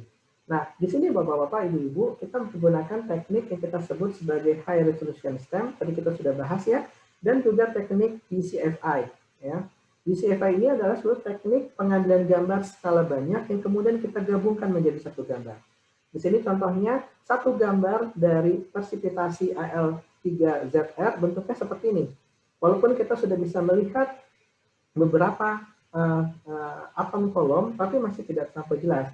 Kenapa? Karena gambar ini diambil dari akuisisi time yang sangat singkat, ya, karena kita takut merusak sampelnya. Tapi dengan menggunakan DCFI, Bapak-Bapak Ibu bisa lihat ya, konteks gambar berbeda ya sekarang ya, dengan yang ini.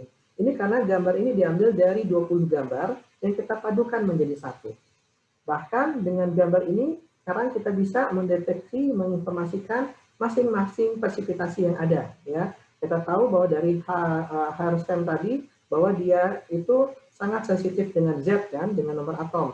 Maka kita tahu daerah yang di tengah yang warnanya lebih gelap itu dimiliki oleh presipitasi aluminium besi, dan lebih terang itu diisi oleh aluminium zirconium. Karena kita tahu zirconium itu memiliki Z yang lebih tinggi daripada besi.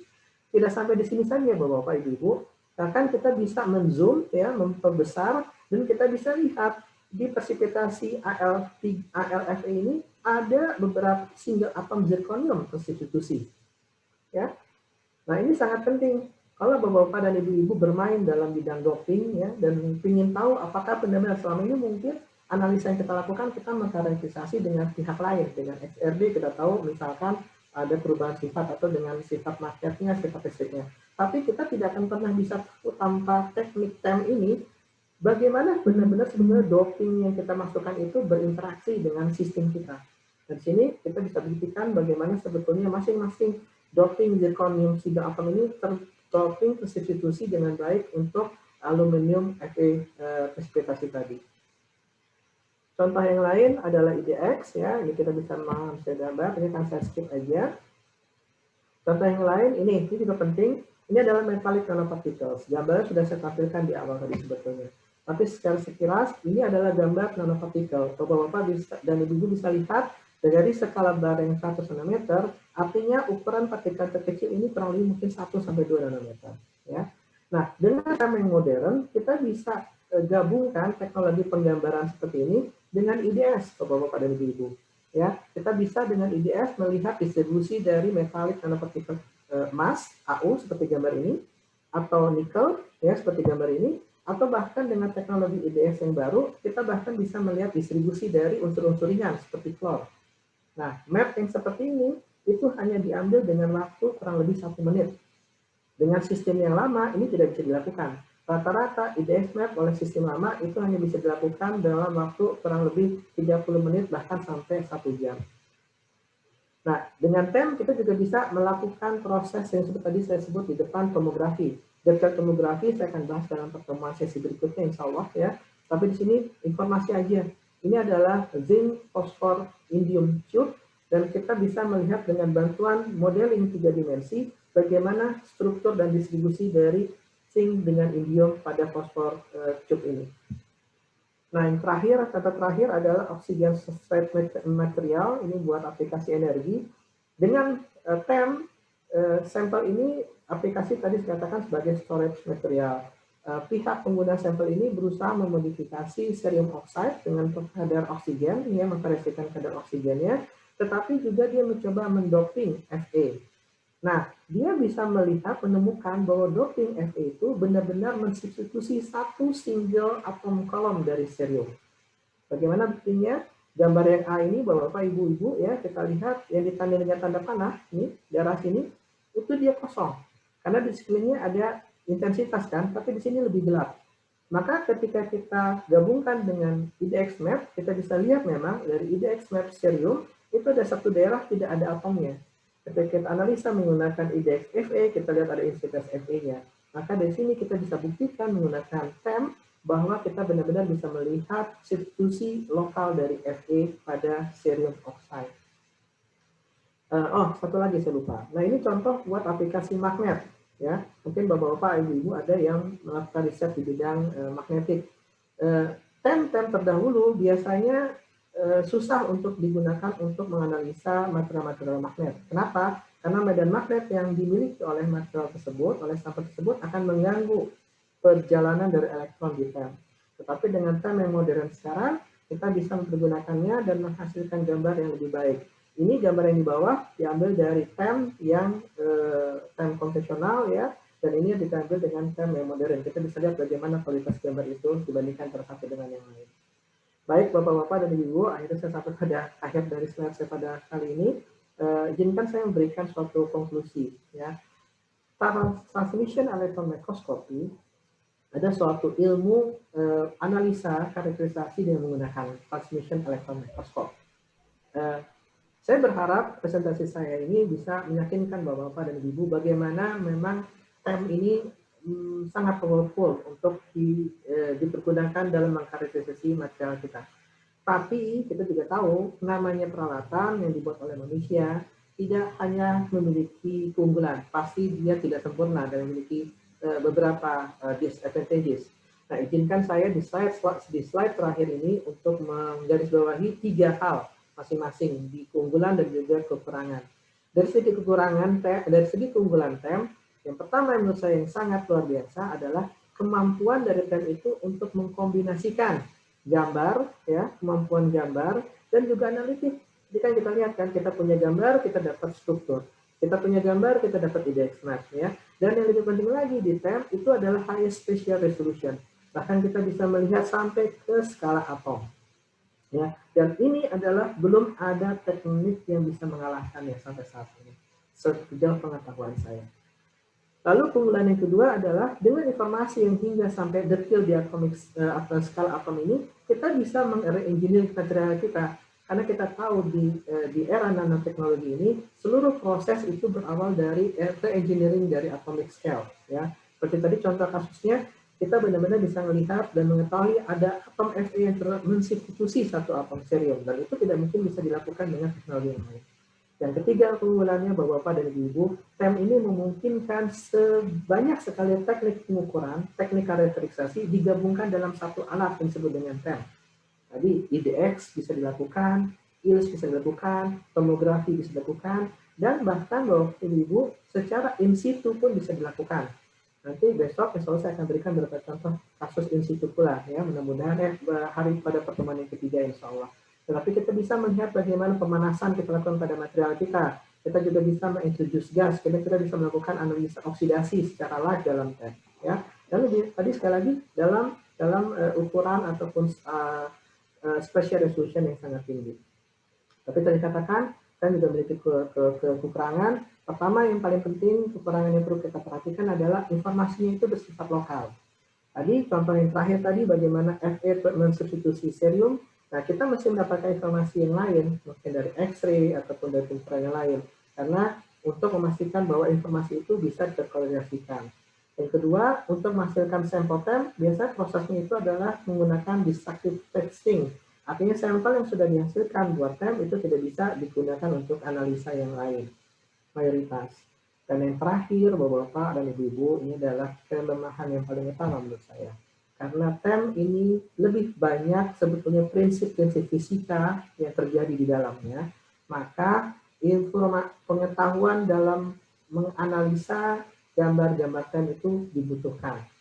Ya, makanya saya katakan TEM di luar itu dijadikan mata kuliah di program-program ilmu material maupun ilmu metalurgi, bahkan di ilmu material science. Ya, karena di situ akan digali bagaimana sifat-sifat fisika itu benar-benar mempengaruhi hasil dari data yang kita miliki. Jadi harus hati-hati terhadap artefaks. Terakhir, Bapak dan Ibu-Ibu, saya tadi sudah disebutkan oleh Bu Haryati, sempat bekerja di Central Facility Electron Microscopy di Universitas Aachen. Itu adalah institusi yang sifatnya mungkin seperti di ITS adalah pusat nanotehnologi, ya, kurang lebih seperti itu. Nah, tapi kami konsentrasi hanya di mikroskop elektron. Nah, setelah bertahun-tahun kerja di sana, saya baru mendapatkan informasi hasil diskusi dengan teman-teman, karena pada prinsipnya selain saya mencoba konsentrasi mengoptimalisasi teknologi ataupun teknik pengukuran, saya bekerja sama dengan kolega dari energi lithium ion battery, dari high temperature material yang mengirimkan sampel mereka kepada kami. Nah, saya dapat informasi dari mereka bahwa kenapa mereka berlomba-lomba untuk mengefektivisasi sampel mereka di tempat kami, karena mereka dapat informasi apabila data mereka itu ditambahkan dengan data pengukuran TEM, maka chance mereka untuk diterima di jurnal-jurnal bergensi itu semakin tinggi. Nah, itu yang ingin saya juga sampaikan di sini kepada Bapak, Ibu-Ibu.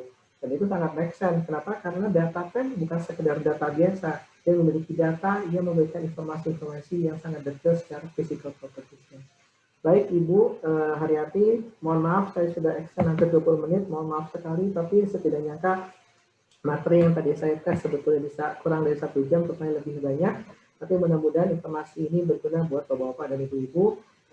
Atas kekurangannya saya mohon maaf, dan saya kembalikan kepada Bu Haryati. Mudah-mudahan kita masih ada waktu sedikit buat tanya jawab. Silakan Ibu. Baik Pak, terima kasih. Saya pakai jam yang ada extend time-nya aja Pak. Jadi laptop saya masih menyisakan waktu 8 menit kita untuk diskusi. Oh, baik Ibu. Alhamdulillah. Baik, pertanyaan pertama Pak dari Pak Sigit dari ITS. Sebenarnya berapa energi maksimum yang dapat diberikan pada elektron beam untuk IEM? Karena kan ini nanti berhubungan dengan resolusi selama pengujian. Itu yang pertama. Ya. Pertanyaan kedua dari Pak Sigit adalah, apakah teknik untuk preparasi sampel dengan FIEB itu bisa dipakai untuk spesimen yang meltingnya rendah, jadi kayak polimer, plastik, seperti itu? Silakan Pak. Baik, terima kasih Pak Sigit atas pertanyaannya. Pertanyaan yang pertama, maksimal tegangan ataupun energi yang diberikan itu untuk komersial TM pada saat ini itu adalah 300 kV Pak. Karena kita energinya itu kita konversi dalam high tension. Ya. Nah, tetapi kalau kita flashback ke 10 tahun ke belakang misalkan, itu TEM-TEM masih ada yang memiliki tegangan hingga sampai 1 juta volt. Tapi itu bisa kita bayangkan bagaimana dia akan menghancurkan sampel. Nah, TEM-TEM saat ini yang komersial itu rata-rata dalam bentuk operasional yang di 300, tapi rata-rata yang ada umum di komersial itu hanya sekitar 200 kV. Nah, tetapi Bapak Sigit, dengan teknologi TEM modern sekarang saat ini, energi yang dihasilkan itu bisa dilokalisir dengan teknologi yang ada di TEM. Jadi walaupun energinya kesannya besar ya 200 kV ya dari segi high tension, tapi nanti ketika mengenai sampel itu bisa dikurangi dengan beberapa teknik pengukuran yang saat ini tadi tidak saya bahas karena kekurangan waktu ya. Tapi pada prinsipnya yang mau saya katakan di sini sebetulnya TEM yang tadinya dulunya mungkin ibarat pemahaman yang hanya digunakan untuk material-material yang keras, hard material, saat ini sudah mulai mengarah untuk bisa juga dipergunakan untuk material-material yang soft. Untuk terkait dengan pertanyaan kedua, fokus ion beam, tadi saya sudah sebutkan Pak Sigit bahwa fokus ion beam itu bisa dipergunakan untuk berbagai jenis material, baik dia soft material maupun juga hard material. Untuk material yang lelehnya rendah ataupun yang tinggi. Jadi polimer itu bisa juga diplikasi dengan fokus ion beam. Tentu saja prosesnya akan berbeda dengan operasi untuk sampel-sampel yang hard material. Tapi menggunakan peralatan yang sama itu tetap bisa dilakukan. Mudah-mudahan itu menjawab pertanyaan Bapak. Baik, pertanyaan kedua ini dari link YouTube kita, Pak. Ya. Jadi baik. Ada pertanyaan dari Pandara Unsrat. Mengapa SEM itu lebih familiar dibanding dengan TIM? Oke. Oke, mungkin saya pikir pertama karena sosialisasinya. Saya berpikir sosialisasinya. Saya berharap sebetulnya setelah mengikuti webinar hari ini dan 2 hari ke depan, mudah-mudahan informasi itu akan mendapatkan lebih banyak informasi sehingga bisa mulai sedikit bergeser dari SIM maupun ke TEM. Informasinya menurut saya sosialisasi. Kedua, mempergunakan SEM itu memang lebih mudah. Tadi saya katakan, menggunakan SEM itu kecenderungannya hanya menekan tombol, tidak perlu memahami secara detail bagaimana proses interaksi elektron dengan spesimen kita. Yang ketiga, saya pikir ini yang paling utama, ya, karena memang dari segi kompleksnya peralatan membuat harga TEM itu jauh lebih mahal dibandingkan harga SEM. Saya terus terang tidak tahu karena saya bukan sales ya, mungkin Bapak-Bapak Ibu nanti bisa mengkontak MTI untuk lebih jauh. Tetapi yang saya tahu, kalau dulu di Eropa, ini dengan harga di Eropa saja mungkin, Eropa itu 1 SEM itu harganya bisa sekitar 250.000, maka 1 TEM itu harganya bisa sekitar 1,5 juta euro. Nah itu yang membuat kenapa mungkin perkenalan sosialisasi dari pengguna TEM itu tidak segitu besar dibandingkan SEM. Mungkin itu jawaban saya. Ya, kita lanjutkan dengan yang dari Ibu Nani Astuti Rahman dari ITN Malang, Pak. Apakah bisa diartikan juga bahwa SIM itu bisa digantikan dengan TIM? Melihat semua data itu tersedia dengan analisis TIM. Sepertinya bisa ya Pak ya? Bisa diulang Bu pertanyaannya, mohon maaf. Apakah bisa diartikan juga bahwa SIM itu bisa digantikan dengan pengujian TIM? Melihat semua data itu tersedia dengan analisis TIM. Bisa dan tidak tadi nih. Iya, bisa dan tidak sebetulnya Bu. Bisa ya, tetapi kalau Bapak-Bapak dan Ibu lihat tadi bagaimana saya katakan bagaimana proses untuk mengkonversi sampel saja. Ya, yang membutuhkan waktu minimal untuk sampel yang bagus dengan menggunakan fokus ion beam itu sekitar 5 jam. Maka biasanya memang kita selalu menggunakan SEM buat analisa-analisa yang dasar. Misalkan kalau Bapak-Bapak dan Ibu hanya ingin melihat distribusi dari fasa, ya, dan tidak peduli sebetulnya bagaimana distribusi fasa itu terjadi. Tidak peduli bagaimana strukturnya, apakah itu dia, misalnya kalau kita bicara barium titanat misalkan, kita tahu kan barium titanat itu memiliki berbagai jenis struktur kristal. Kita tidak peduli apakah dia ortorhombik ataupun dia kubik, ya kita hanya ingin tahu apakah ada barium titanat di sana. Maka SEM bisa dilakukan dan itu lebih mudah. Tetapi kalau Bapak Ibu yang ingin informasi yang lebih detail, maka TEM itu mesti dipergunakan. Nah sebaliknya, kalau misalnya Bapak Ibu langsung ke TEM, nanti tadi saya katakan sifatnya itu informasi TEM itu lokal, Bu Haryati. Jadi takutnya nanti data yang kita dapat itu belum tentu bisa menerjemahkan seluruh sistem yang kita punya. Ya, satu sampel TEM itu kan tadi ukurannya paling maksimal antara 6 mikron kali 10 mikron, ya kan? Padahal sampel yang kita punya mungkin yang biasa kita gunakan di SEM mungkin masih ukuran sentimeter. Nah, takutnya informasi itu nyampe. Jadi sebetulnya tidak ada satu teknologi yang benar-benar proposal sekali menurut saya. Mesti semua teknologi itu saling digabungkan. Hanya yang ada adalah memang ada teknik-teknik yang hanya bisa dilakukan oleh TEM dan tidak bisa dilakukan oleh SIM misalkan. Dan itu harus mau nggak mau kita mesti menggunakan TEM untuk mendapatkan informasinya. Kurang lebih seperti itu. Untuk analisis khusus ya Pak ya kalau menggunakan TIM itu. Nah ini menggelitik juga ini. Di Indonesia itu di mana kita bisa menganalisis TEM? Kalau yang ini saya tahu Pak jawabannya. Oke, silakan Bu Haryati. Kita berbagi tugas di sini. Betul. Di UGM ada. Terus kemudian di Bandung ada, di ITB, terus kemudian di LIPI dan di UI. Keempat tempat itu saya pernah nguji semua. Jadi saya tahunya di situ. Barangkali ada info lain yang Pak Riza pahami untuk analisis TEM di Indonesia itu di mana aja? Saya pernah dengar ada satu di Bogor, cuman saya lupa, Balai Pertanian atau bukan Balai Pertanian, apa ya namanya ya. Saya kayaknya pernah dengar ada satu di Bogor, dan itu dia temnya serupa seperti yang ada di Unair. Unair juga ada Bu sebetulnya, tetapi Ya, yang saya tahu sekarang lagi out of service ya, begitulah. Ya begitulah. Tapi itu sistemnya dia sama. Betul, betul. Ya. Ini tadi ada pertanyaan juga dari Pak Nasir, harga TIM itu berapa? Tadi sudah dijelaskan oleh Pak Riza. Harga TIM dalam euro. Betul. Saya tidak tahu harga realitasnya karena kan setiap negara, setiap region memiliki kebijakan yang berbeda-beda ya Bu Haryati ya. Betul. Nah, dulu di Eropa saya memang terlibat dalam pembelian, jadi saya tahu. Tapi kalau di sini berusaha untuk nggak terlibat, kan itu kan urusan yang lain. Ya. Ini ada pertanyaan lagi dari Ibu Kusuma Wardani dari Unib Jombang. Uji TEM apa bisa digunakan untuk mengetahui struktur atom dan jenis molekul yang terkandung di dalam bahan? Bisa. Karena pertanyaannya general, saya akan jawab juga general. Bisa. Siap. Ini sebenarnya sudah lewat dari waktu. Apakah masih diizinkan untuk menyelesaikan pertanyaan?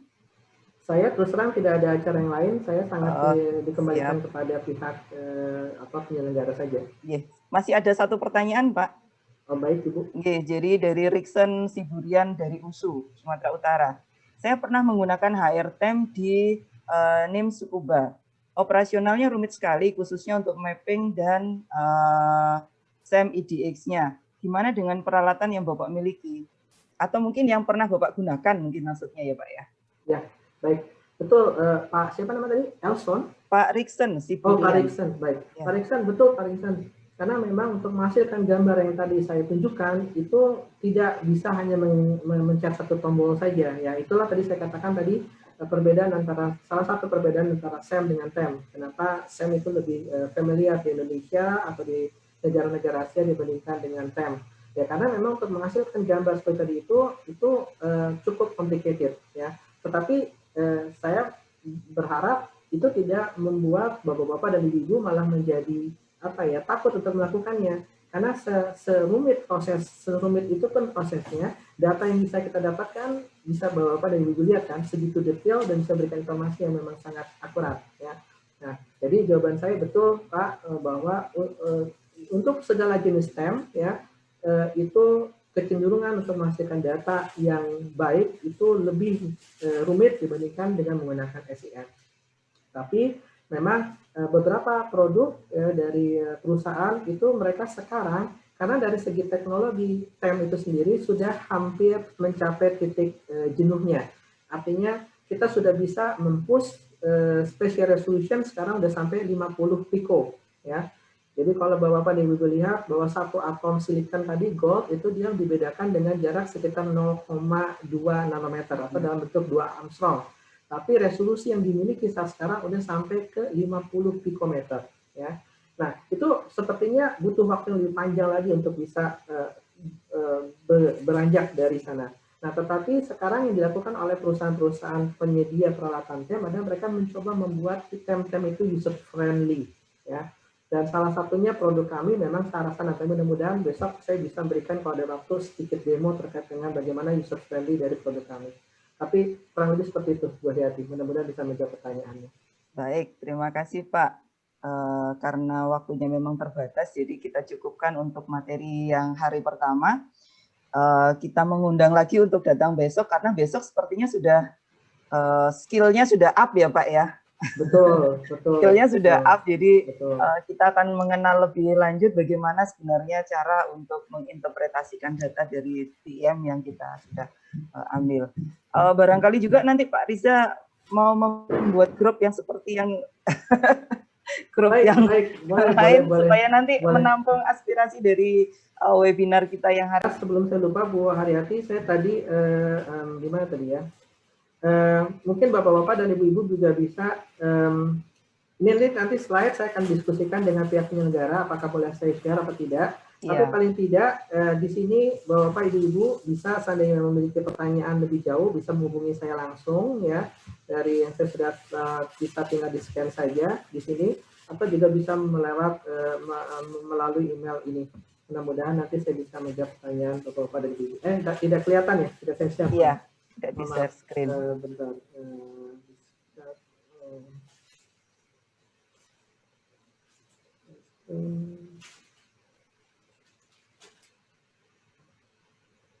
Ya, ini. Ya, dari ini bisa di-scan saja dari kontak saya dan juga dari email saya, dan insya Allah nanti kalau bisa saya akan jawab pertanyaan dari Bapak-Bapak dan Ibu.